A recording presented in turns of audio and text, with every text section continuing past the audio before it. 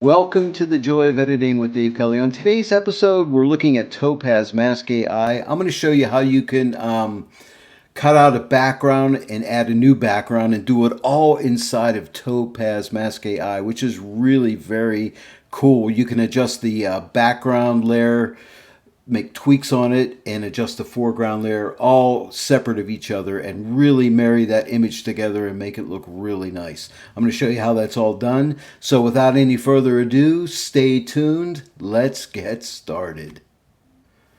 So here we are in the Mask AI software. So let's click on open. We can click on open here. You can come up here to file and click open. I'm just going to click open right here. And I have this cool image of this monkey right here sitting on a wall, I guess that is. So I'm just going to, I can either double click it or click it and click open. I'll just double click it. That opens it up right inside of Mask AI. Now, a couple things you can do here. You can come here to auto detect subjects and click this and that'll work. Or you can click auto detect sky, which is nice. And I think this is a new feature they added. So let's go ahead and click Auto Detect Subjects and see what it does. Okay, so it selects the monkey and it does a really nice job. Now I can come up here and grab these brushes. We have a compute brush, a keep brush, and a cut brush. So let's go to the keep brush and I'm going to make my brush a little bit smaller. I'm just using my left bracket key to make it a little bit smaller. I'm going to paint in here a little bit and I'm going to paint down right in here because I'm going to keep this wall right here. I need to paint a little bit of the blue compute color right over the hair right here. So let's go and get the compute brush and let's just paint right over there.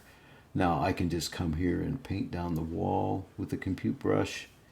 And on this side, come down through here. Then all we need to do is, this area in red is already the cut. So I can get this bucket right here, the green bucket. And this is so easy to use and just click right here. Now, let's see, I might have missed a little bit of the monkey right here. Let me get the compute brush. Let's just paint right there a little bit. Whoops, there's some hairs I missed right here. Let's just paint those right there. And this is AI, or you can use contrast. I'm just going to, let's try contrast to see how well. This is a newer update. Check to see if you got the latest update. This is version 1.1.0, so I think it's the latest update. So I'm going to go ahead and click on single mode here, like this. Now, over here, see where it says show tri-map? You can click this and get rid of the tri-map if you want to, or turn it on. But I'm going to go to the little apple right here, click this and go to keep. And now we can see the area that the mask is cut out. Now, in this video, I'm showing you how to add a background right inside of this app, which is really nice. So let's go ahead and click on background. And now we're going to click on image. And then we'll, after I bring the background in, then we'll work on the mask if we need to refine it a little bit, okay? But I'm going to click upload image and my file browser opens up. And here's the image I downloaded. And I have these two files linked in the description below, so in case you want to try this out, okay? So I'm just going to click right here and click open. And there it is. Now I'm going to make my image a little bit smaller. You can just go up to the slider right here and you can adjust this. You can make your image larger or smaller. So I'm going to make my image a little bit on the smaller side. I'm going to go to transform now. See right here where it says transform, give that a click.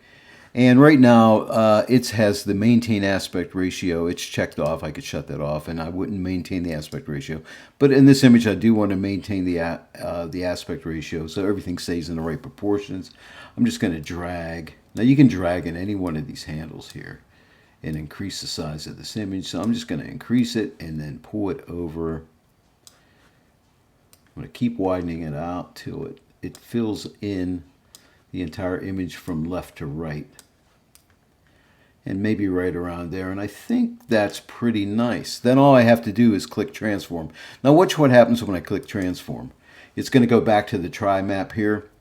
No big deal. All you have to do is come up to this little apple. And this threw me, so don't get frustrated when you see the tri-map come up. Just come up to the apple, click it, and click on keep. And voila, you're right there. Now the really cool thing about this This particular app is when you add a background image, it lets you adjust the background image and it lets you adjust the foreground image. And it gives you a lot of different adjustments like exposure, contrast, and temperature, and saturation, and blur. A lot of different things here, which is really cool.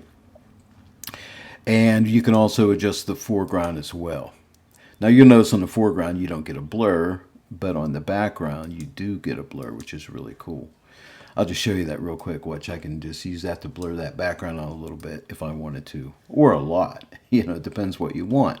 But that's really cool. But what I want to do is I want to zoom into my image here and see what my cutout looks like. Whoops. And you have this little navigator up here that you can slide around with to look. And it's looking pretty good. Let's check down this wall right here. It's looking nice. Might be just a little bit of white on his fur right here. So what you can do there is go to the edge and go to your foreground recovery and just start to move that to the right a little bit. And you'll watch. See, that just cleans right up. That little white fringing in there cleans right up. So that's looking good. Now see right down in this little area right here, I'm going to go back to my mask here and I'm going to go to my cut brush right here. I'm going to use my left bracket key. I just want to make this a little bit smaller, and I'm on contrast right here. And that's the mode I recommend when you're doing a little fine tuning, contrast. And I'm just going to click right here and see how that just cleans that right up. That looks really, really nice. And I might just come over here and give this one little click right there. And make my brush a little bit smaller and come right here and give it one click. And that looks pretty good. Everywhere else looks nice. That looks nice right there. And I'm going to get my keep brush and paint right on the monkey's face right here. I think, yeah, a little bit was missing right there. And I think we're good to go. Now I'm on the green brush right here. I can paint right here. I think it missed a little bit of that right there. And by the way, you can use your shortcut keys of Q for the compute brush. I'm going to make my brush size a little bit bigger, you can see. And it's good to get using shortcuts there. Q for compute, W for keep, and E for cut. And they're all right beside each other. Let's go ahead and come up to the slider and move it to the left so we can see our entire image on the screen here. I think right around there. Next, I'm going to work on the background, okay? So we're going to make sure we're on image here and make sure you're adjusted to set the background. And this is really awesome here. So the first thing I think I want to do, I want to match these two images together. And I love the fact that we can work a background and foreground, which is really nice. So I'm going to start out with temperature. I think I need to warm this background up a little bit to match the monkey. So I'm going to move the, I'm moving tint. Sorry about that. If you double click tint, that'll go back. I'm going to start with temperature. So I'm going to move my temperature to the right a little bit to warm that up. And then I'm going to take my tint, and if I move it to the right, I'll add more magenta. If I move it to the left, I'll add more green, to the right more magenta. So I'm just going to add a little bit of magenta in there.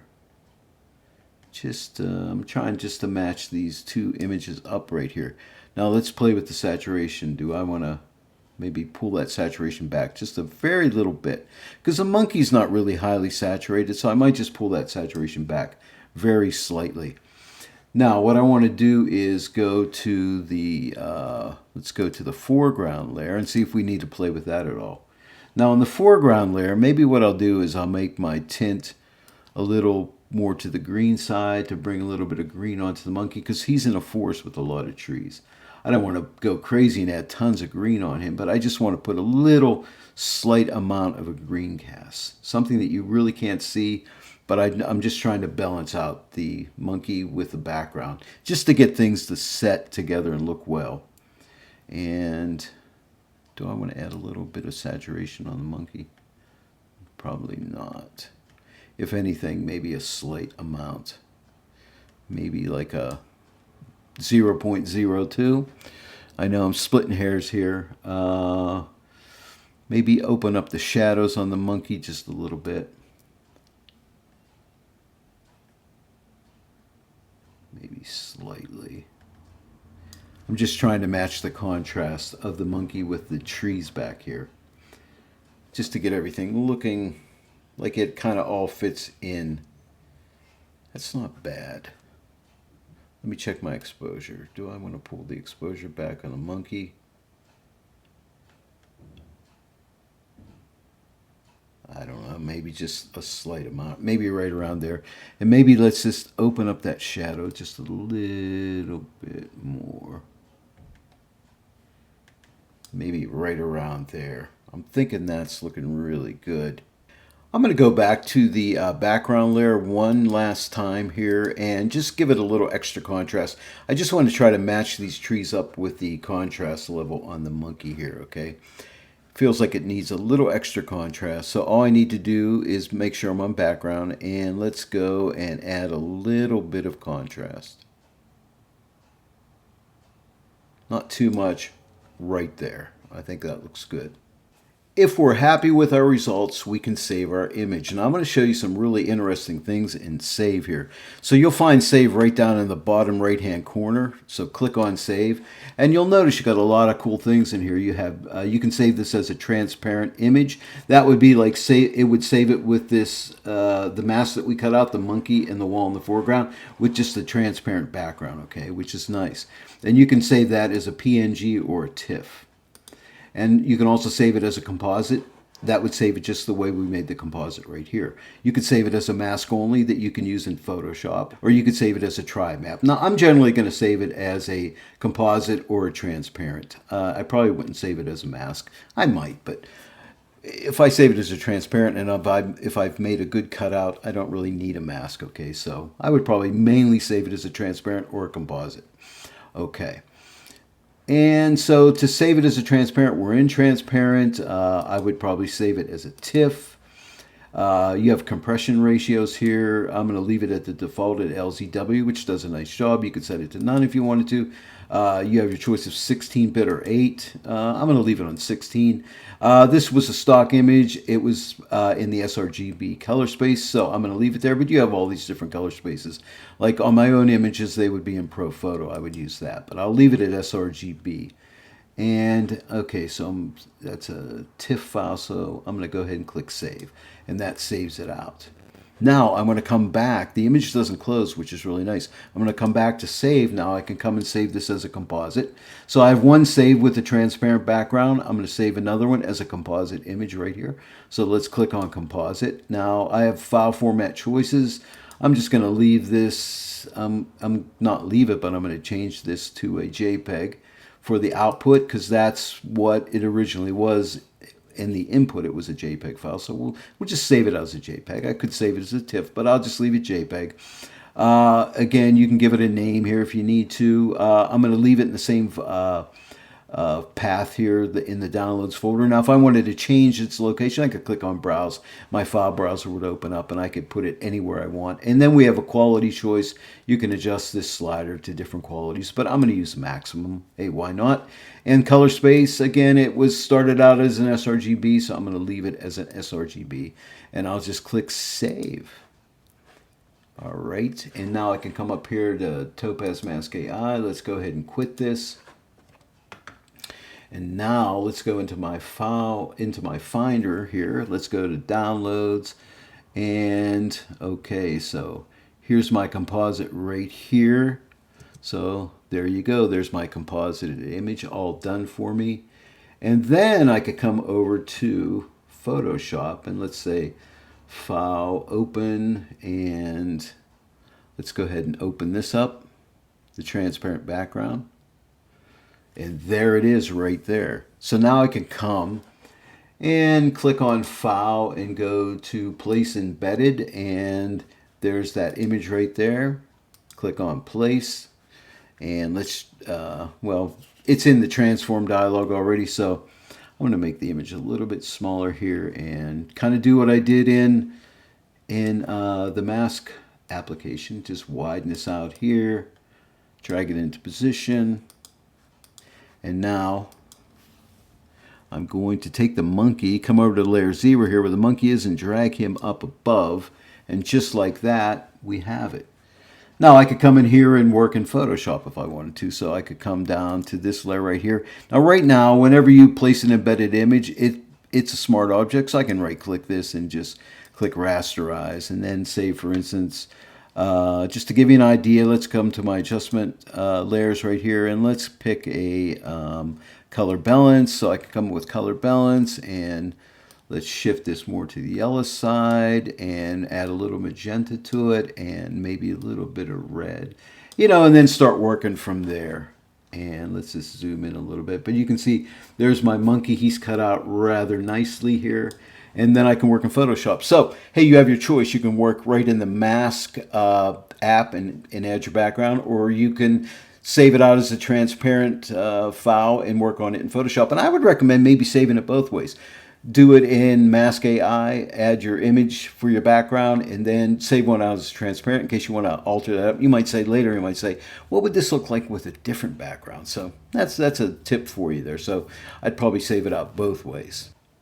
There it is, Topaz MASK AI, a great program. I wanted to show you the power of it today where you could use it and add a background image to it and edit it right inside of MASK AI, which is really cool. And then I recommended saving it out both ways, saving it out with the background that you added and also saving it out with a transparent background. That way you could use another program like Photoshop or Affinity Photo or any piece of editing software that lets you add new layers to it, and then you could go ahead and add different backgrounds and have fun and play around. So, hey, I hope you enjoyed this video today. If you did, please give it a like and share it with your friends. If you're not yet subscribed to my channel, please subscribe and click the bell notification icon, and then every time I upload a new tutorial, you'll be notified.